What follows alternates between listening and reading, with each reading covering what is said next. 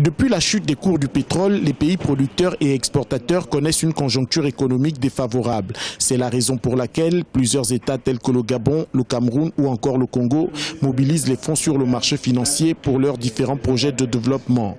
Dans cette optique, la COSUMAF, la Commission de surveillance du marché financier de l'Afrique centrale, a présenté le 5 décembre 2016 à Libreville les évolutions du marché financier de l'Afrique centrale afin que les pays aient une meilleure lecture de la situation. Le marché financier est en forte, on va dire, en forte mobilisation, pour ne pas dire en forte croissance.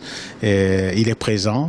Nous avons actuellement plus de 600 milliards de mobilisés depuis la création, ce qui n'est pas une mauvaise chose, puisque ça veut dire quelque part que nos économies ressentent la nécessité de venir mobiliser les fonds sur le marché afin de financer les projets divers qui existent.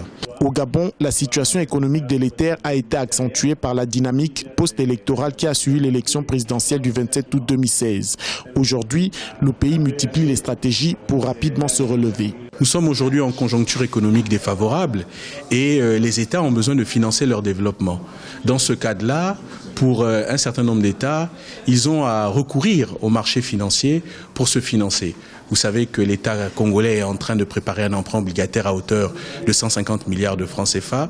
L'État gabonais, dans le même sens, l'année prochaine, réalisera un emprunt obligataire de 100 milliards de francs CFA, ce qui montre que la liquidité du marché sert au financement du développement de ces États-là. Le baril du pétrole s'échange actuellement à moins de 50 $ américains sur le marché mondial contre 150 en 2014. Pour mieux faire face à cette réalité, le Gabon a levé les fonds pour plus de 90 milliards de francs CFA en juin 2016, selon M. Tung. D'après les spécialistes, les pays producteurs de pétrole connaîtront une légère embellie de leur économie en 2017.